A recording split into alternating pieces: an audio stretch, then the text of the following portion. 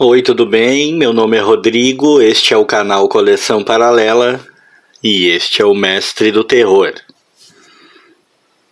Sim, começamos o vídeo diferente hoje.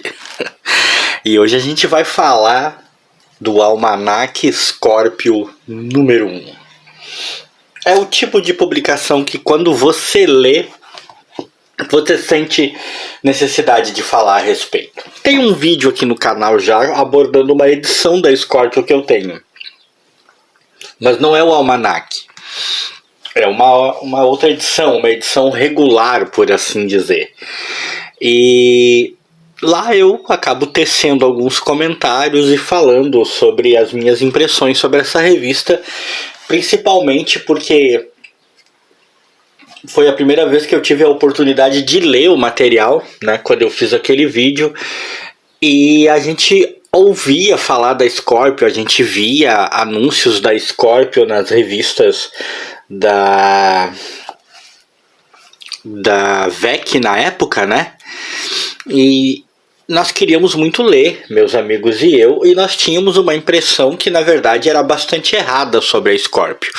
Nós achávamos que a Scorpio era muito calcada em terror, né? A nossa opinião era essa. Nós achávamos que o que mandava na revista era terror. Imaginávamos que tinha aventura, imaginávamos que podia ter alguma ficção científica, mas que o que mandava mesmo era terror. Quando eu li aquela edição da Scorpio que originou o primeiro vídeo, eu acabei me dando conta de que não, né? De que a revista basicamente muito pouco tem elementos de terror. É muito mais ficção científica, aventura e drama policial. E esse Almanaque Scorpio, principalmente, ele traz isso com uma força enorme. Há aqui um bom número de histórias, né? Ele é um almanaquezinho bem volumoso, tem 193, 194 páginas por aí, né? E foi publicado em 1981, esse é o número 1 desse almanaque, eu não sei quantas publicações teve. E uma das coisas que eu sempre achei curioso e que se manteve tanto na edição da Scorpio que eu tenho quanto no almanaque é que, embora a revista se chame Scorpio, embora o personagem Scorpio apareça na capa, embora ele pareça ter todo o destaque, na edição ele não tem destaque nenhum, tá? Tem apenas uma única história do Scorpio aqui, é apenas uma história. Fora isso, não tem mais nada, e ainda é uma história bem fraquinha, eu diria. É uma história bem pouco interessante. E o que fica claro nesse material que a VEC publicou nessa revista Scorpio aqui, o que fica claro pra gente é que era um material muito padrão da sua época, né? Era um material que tinha a cara da sua época. Eu diria que em sua maioria esse material envelheceu mal. Tem muitas histórias aqui dentro, tá? Não dá para ficar passando história por história, ficar destacando. Também não vou ficar dando destaque para autores e desenhistas, embora tenha gente muito boa aqui dentro. Aqui, por exemplo, ó, temos, né, na do Scorpius, o Ray Collins e o Ernesto Garcia, né, que fazem a história e a arte, né, mas esse personagem aqui, o Hor, o Temerário, olha o nome do cara, né, ele também, ó, texto do Tinel, a arte do Zanotto, e em geral a arte é muito boa em praticamente todas as histórias. O o preto e branco se encaixa perfeitamente, né? Esse jogo de luz e sombra, as transições de ação, né? Os detalhes, a arte é quase que o tempo todo muito boa, espetacular mesmo. Mas então por que envelheceu mal, na minha opinião? O texto. Cara, é muito curioso. Tem várias histórias desse horror, o Temerário, né? Como eu comentei, tem essa história aqui do Distrito 56, é um distrito policial, né, que tem o protagonista, obviamente, é um policial desse distrito. Tem a história do Scorpio, tem várias histórias do horror, o Temerário, tem uma sequência de histórias dele, ó, a gente pega aí uma sequência, em sua maioria histórias curtas, né? O horror vive numa espécie de mundo pós-apocalíptico, né, que teve contato com forças que acabaram levando à destruição, essas forças muitas vezes, né, dos próprios seres humanos, e agora é um mundo cheio de barbárie, mas tecnologia, aquela coisa meio Thunder, né, o bárbaro. E aí temos aqui Distrito 56 de novo, mais uma história do Distrito 56, e depois eu vou me deter um pouquinho a falar sobre o que eu quero dizer, porque embora as histórias elas sejam de personagens diferentes e elas abordem temas diferentes, às vezes até mundos diferentes, tempos diferentes, eras diferentes, elas todas têm muito em comum no que eu vou dizer, né? Aí nós temos Necrodamos. Necrodamos também tem mais de uma história, né? É uma espécie de bruxo com, né, que pratica necromancia, alquimia, entre outras coisas, mas ele é basicamente um herói, ele não é o vilão, né? Ele é um cara bonzinho. Aí temos mais uma historinha do Scorpio aqui, né?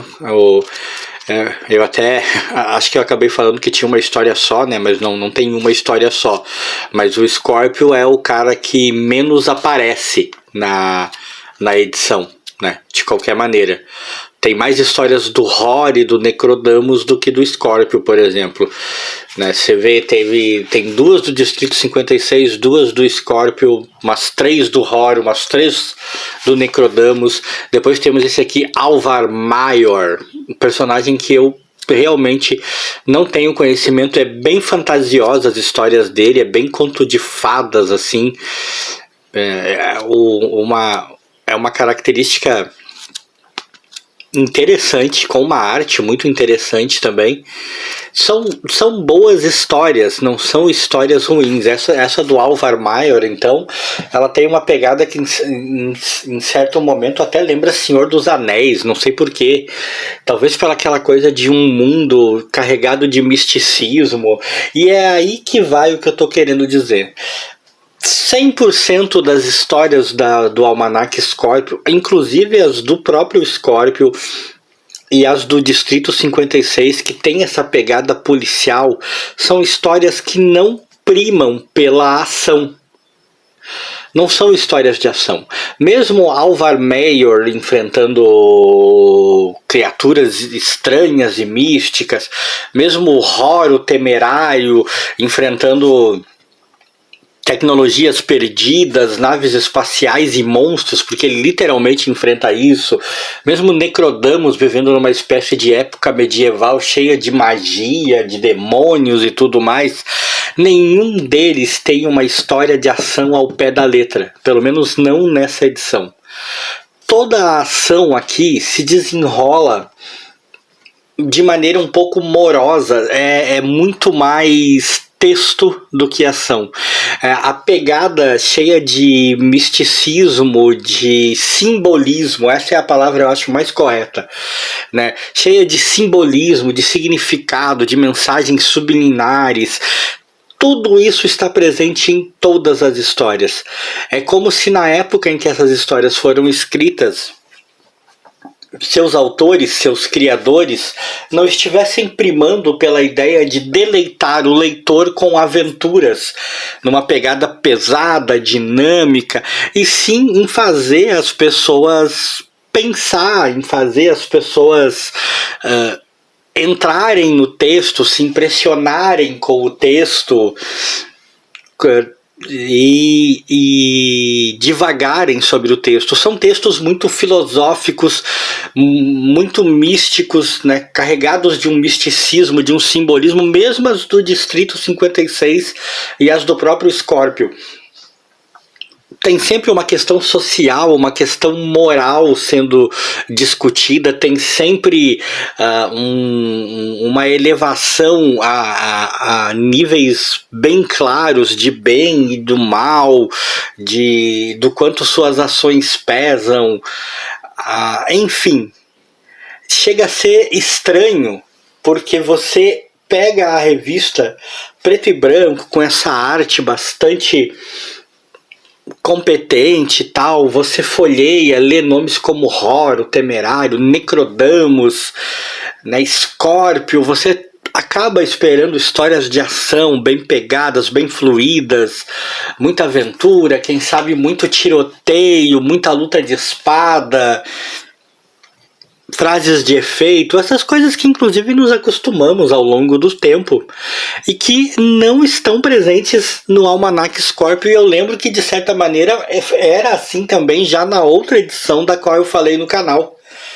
O que está presente aqui são textos muito robustos, muito bem construídos, muitas vezes até meio truncados, carregados desse simbolismo que eu falei. Nas histórias de personagens como o Alvar, como o Hor, né, como Necrodamus, carregados de um misticismo enorme, né, as ações são todas neste sentido, os diálogos são todos como se os caras estivessem, sei lá, num debate filosófico sobre a vida, os vilões, os heróis, todos têm essa pegada de frases de efeito, de pensamentos. É como se todo mundo estivesse numa eterna busca pela descoberta de alguma coisa que nem a gente sabe, e nem eles, como se todo mundo tivesse algo mais a fazer o tempo todo, além daquilo que a gente acredita que eles estão buscando, que eles estão querendo fazer. Sou até um pouco confuso, mas não é confuso, é exatamente isso. Se você não lê o material da Scorpio, você não tá estranhando, tá achando esquisito o que eu tô falando, mas a pegada da revista é essa. Era uma revista publicada num tempo em que eu suponho que ela destoava. Né, nos anos 80 ali havia uma demanda enorme de quadrinhos, todo tipo, super-herói, humor, e havia muito quadrinho de terror, inclusive muito quadrinho de terror nacional, também muito quadrinho de terror estrangeiro, e era uma época onde você não esperava esse tipo de pegada, aonde o que você estava atrás já naquela época era de histórias mais viscerais, com uma pegada mais pesada, mais bruta, muita luta de espada, os caras matando monstros, lidando com demônios, histórias policiais com perseguição, tiroteios, né, reviravoltas bruscas de roteiro, e você simplesmente não vai encontrar isso aqui. Em Distrito 56 as coisas se resolvem de uma maneira que mistura quase que um sobrenatural com muito trabalho mental, muita discussão quase que ideológica sobre a maneira como as coisas são, sobre o mal que assola as pessoas. Em Hor, o Temerário é a mesma coisa, ele lida com monstros, ele mata inimigos e tudo mais, mas o tempo todo eles estão numa busca que é mais do que encontrar o passado do Hor, do que encontrar o pai dele, eles debatem sobre os rumos que a humanidade tomou, por que ela ficou assim. É extremamente curioso. Necrodamus também, ele é um bruxo, é um feiticeiro que conhece a natureza do mal, mas que não se deixou envolver por ele, mas que faz o mal quando necessário. Vocês estão percebendo? E aonde vai as coisas? O Scorpio a mesma coisa. O Scorpio tem um lance todo carregado de simbolismo, de religião, né? O pastor Flanagan, né, é um personagem extremamente importante na história, né? A fé das pessoas, a capacidade delas de fazer o mal. Tudo isso permeia as histórias, domina as histórias e diminui sensivelmente a ação dinâmica. Não tem muita porradaria, não tem muita perseguição. Quando tem é rápido, se resolve rápido.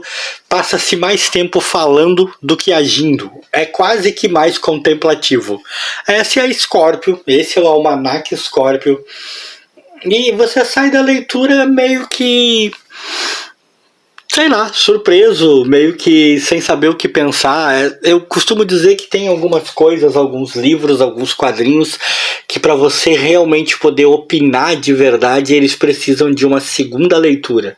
Eu acho que Scorpio é uma dessas publicações. Talvez um dia eu leia de novo e aí eu consiga sair da leitura com uma opinião mais forte, seja ela favorável ou não. Nesse momento eu saio da leitura da revista tentando entender as propostas que ela trouxe e imaginando principalmente como é que ficava isso na cabeça do leitor que teve a oportunidade de ler essas publicações lá nos anos 80, na época em que o mercado editorial era muito diferente de hoje. Se você gostou desse vídeo, like aí pra mim, pro mestre do terror, que eu nem sei se é fã do Scorpio.